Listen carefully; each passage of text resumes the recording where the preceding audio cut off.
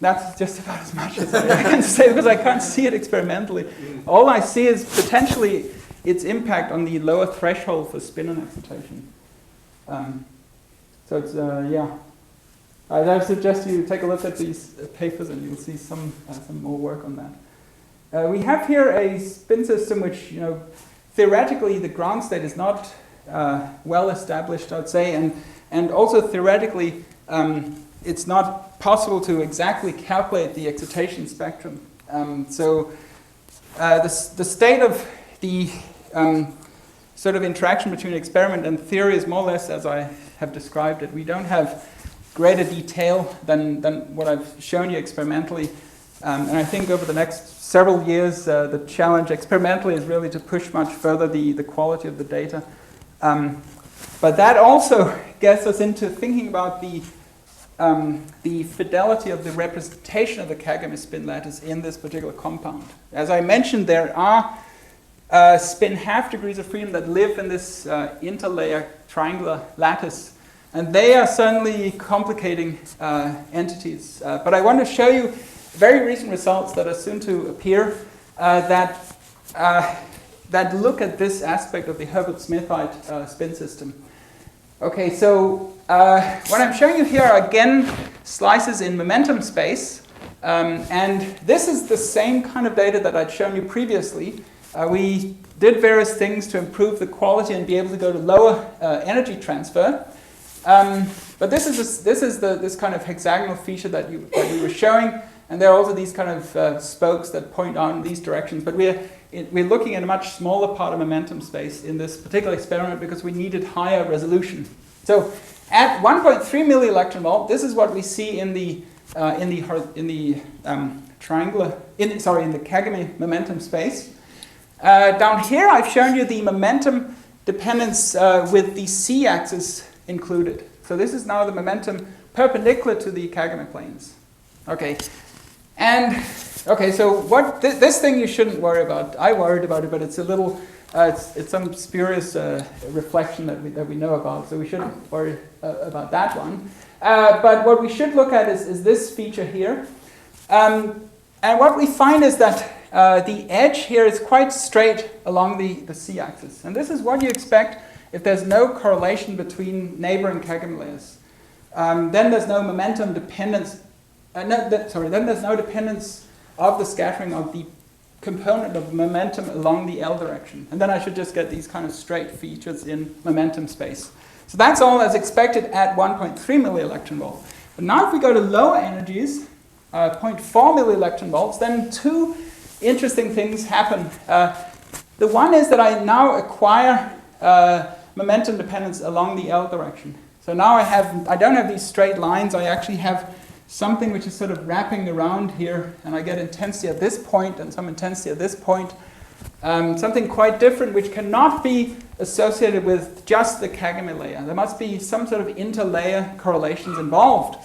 You also see these red spots that show up, and those are actually Bragg intensities, and again a known feature of the system. You might ask, well, why is it not exactly at 003? That has to do with the technical thing about the instrument, because I'm sitting at a certain energy transfer of 0.4 millielectron volt.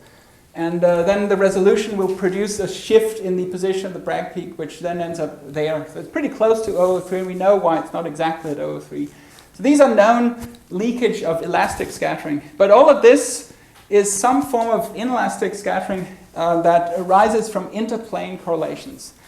Okay, now we were working with Mike Norman at Argonne National Lab became interested in this project, and he noticed that this kind of momentum dependence is that which you would associate with breaking a singlet bond that involves two spin half degrees of freedom that bracket a kagome layer. So here's your kagome layer, and then there's in red here the copper spin 1/2, which are in the triangular layer, but which we'd hoped would not be there. So this is this 15% spurious population of spin 1/2. And what is found is that the momentum dependence mimics what you'd expect if I break singlets between these pairs of spin 1/2. Then you'd get this feature, and you would get, and this is important as well, you'd get you get this kind of pattern. If you look carefully at this pattern, it looks like a hexagon, flat here, flat, flat, flat, flat, flat. So it's the spike, the pointed part is here, here, here, and here. Now if I go to slightly higher energy, you'll see the pointed part is there, there, there, there, there. So there's actually a 30-degree rotation of this pattern of scattering in the kagome layer when you come down to 0.4 millielectron volts. So these two things actually come together, the development of momentum dependence along the C direction and the rotation of this pattern of scattering in momentums in the two-dimensional momentum space. And these are the features that you associate with breaking of singlets that involve these spin 1/2 degrees of freedom. So basically what we're saying is that below, it turns out to be around 0.9 millielectron volts, the scattering is dominated by singlet to triplet excitations that involve these pairs of spin 1/2 that sit in different triangular lattice planes.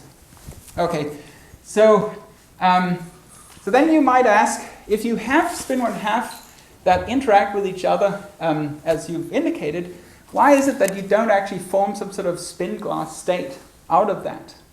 This would be a reasonable question, and I think we have sort of part of the answer to that. And the story is the following, that if you connect all of the sites on the triangular lattices, of which 15% are magnetic, then you end up with a lattice that has the connectivity of a simple cubic lattice. So from each side in the triangular lattice, I have 3 neighbors above and 3 neighbors below. That's a total of 6. That's the coordination number of the square lattice. Now it's sort of an oblique square lattice. Looks like this. It's kind of been stretched, but it does nonetheless have the connectivity of the square lattice. So our claim is that the interactions are such that those are the spin 1/2 degrees of freedom that actually end up interacting with each other. But the concentration is only 15%, which is very much below the percolation threshold for that cubic lattice. So what I'm going to end up with is basically a set of kagome lattices, which are shown in blue, and then interdispersed with that, a very dilute lattice of spin 1/2 degrees of freedom that doesn't percolate. So it is not able to actually form a spin glass state because of being only having interactions that define this square lattice and not being able to percolate on that lattice. That's the kind of idea that we have. Yes? So before you showed a cut through one of these dispersions where it was like a straight line in energy, yes. but then now you're showing, you were showing before, you're saying that it was like the hexagon was rotated. Yes. The hexagon was rotated from energy to energy. So isn't that different, right? I mean, if it's just straight in energy, it should be the same at every energy, but then you showed 2 energies where it's different. Yes. So there is some important energy scale that separates this momentum dependence from the other momentum dependence. So that one was at a higher energy. Yes. And that important energy scale we claim is the gap in the excitation spectrum of the spin 1/2 system on the kagome lattice. So at higher energies, I actually have the physics of the kagome lattice with a gap in the excitation spectrum, but then living below that gap is this sub-gap interlayer spins, which sit there in a non-percolating lattice and are not able to freeze. So this is how we're trying to answer the question of why is Herpert-Smithite so unusual in not having a frozen spin state. We think it's because of the combined effect of the low concentration of spins on the triangular lattice and the presence of gap in the excitation spectrum of the kagome spin 1/2 antiferromagnet. And so just to finish that story, then this work actually followed some very beautiful work by V₂O₂ and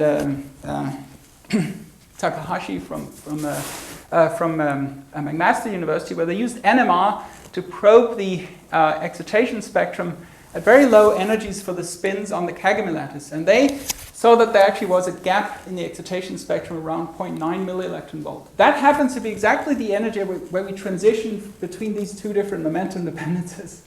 And so if we look in a part of momentum space that's only sensitive to the spins on the kagome lattice, then we can actually also see that this scattering drops away around an energy that is consistent with the NMR energy scale. So in NMR, you separate out in real space spins that lie on the kagome lattice and on the triangular lattice.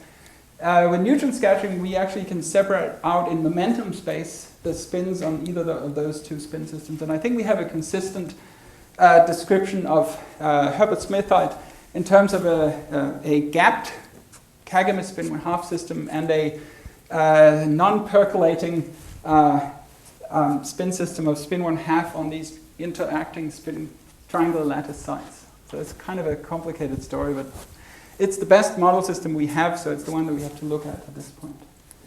Okay, all right. So let's see. I think we had a little too much excitement in the beginning, and so let me show you that what I was sort of planning, and I think I'm probably more or less out of time, but I could entertain questions.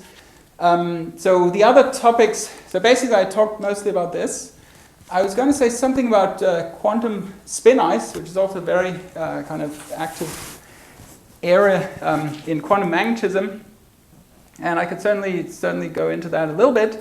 I also have some new results on a spin orbital system, which is iron scandium sulfide, and finally, I was going to say something about a spin system which is vanadium oxide, which lies very close to the metal insulator transition. And that was going to be the bridge into into tomorrow's lecture, which is going to talk about strongly correlated metallic spin systems.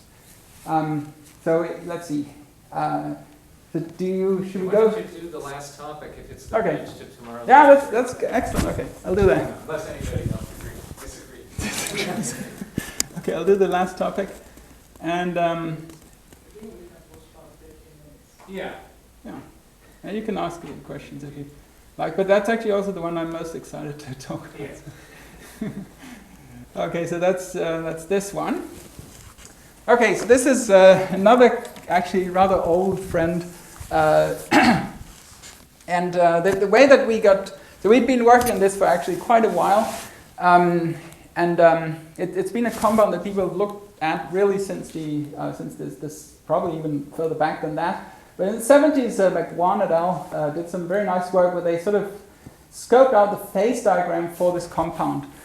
And this is a material that has a 3D2 configuration of spins, which ends out producing a situation where close to the chemical potential, you only have d electrons.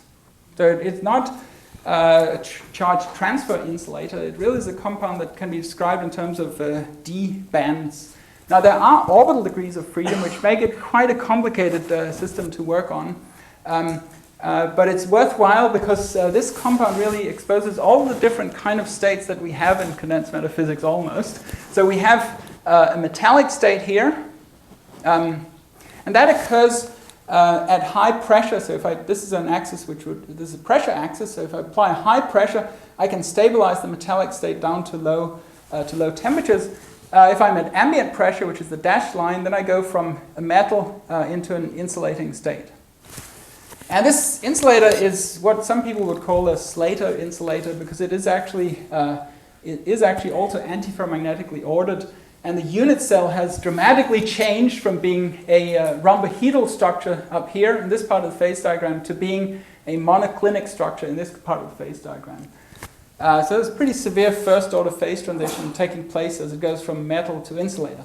But then there's also, and this is actually the state that I wanted to focus on, there's a very interesting state over here, which is an insulator, and which is actually isostructural to the metal.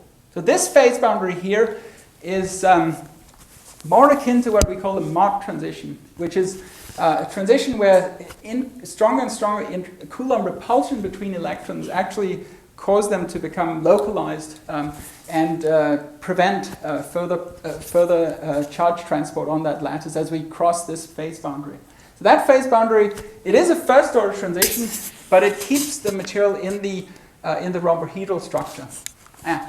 Okay, so I would like to ask the question, which is, what is the character of this insulating state? And underlying that, in my question is, why is it that this particular compound exposes this very unusual phase boundary, which connects an insulator to a metal, and they're isostructural? This is very unusual. I want to understand why this compound has this transition in the first place.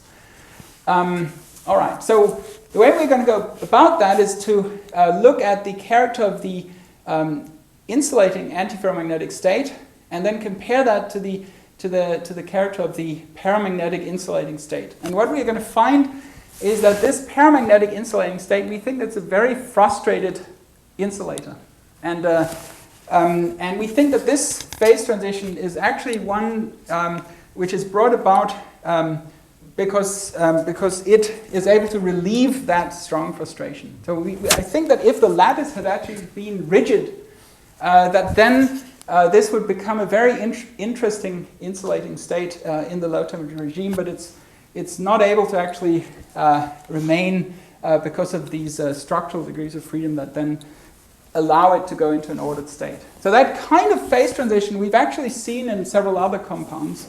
There's some spinel compounds that have this character to that. They are sort of corner-sharing tetrahedra, highly frustrated spin system. They end up with very, very strong fluctuations. But then eventually at some rather low temperature, there's a structural transition, and then you have an antiferromagnetic state. So I think that this is this kind of physics is going on in V₂O₃. That will be the message of the experimental work. Okay, so this is then how I start. I'm going to start inside the monoclinic antiferromagnetic state. So I'm sitting down here, and what one finds there is, first of all, this kind of ordered antiferromagnetic state. And if you look at it, what I have is basically ferromagnetic sheets. You know, so here's a sheet, all spins are pointing in this direction. The next sheet, they're pointing in the opposite direction, etc. So it's actually a pretty simple antiferromagnetic state. It does break the threefold axis, as I had promised, because it is actually a monoclinic state that I end up with. Okay, and in that antiferromagnetic insulating monoclinic system, there's nothing particularly unusual about that.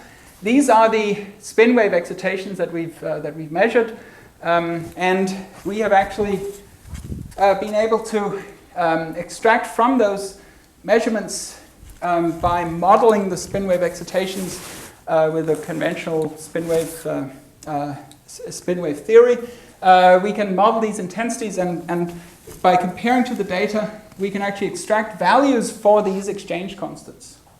So these are all the near-neighbor exchange constants in the system, and I won't actually spend time describing exactly what values we obtained, but I would like to say that we've worked with the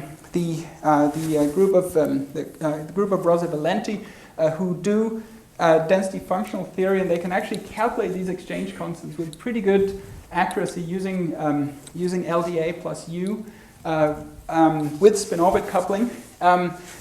And they can actually obtain pretty rather similar values of the exchange interactions to those that we extract from the data.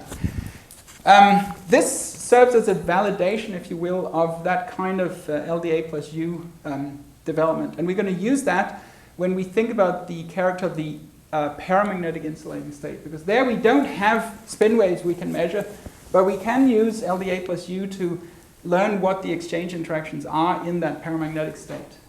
And our claim will be that that is actually a very frustrated paramagnetic insulator. All right, so one thing I want to point out regarding the exchange constants here is that we end up with antiferromagnetic interactions between these planes. This is what we obtained from the data, and ferromagnetic interactions between spins that lie in this plane. Now what that means is, you might say, well, that's obvious because that is your spin configuration, and you're telling me that the interactions are consistent with that. Well, that's true, but we've really measured the interactions, and we find that they are of an unfrustrated character, in the sense that all interactions seem to be satisfied. Spins that are antiferromagnetically correlated in the ordered state are also antiferromagnetically interacting.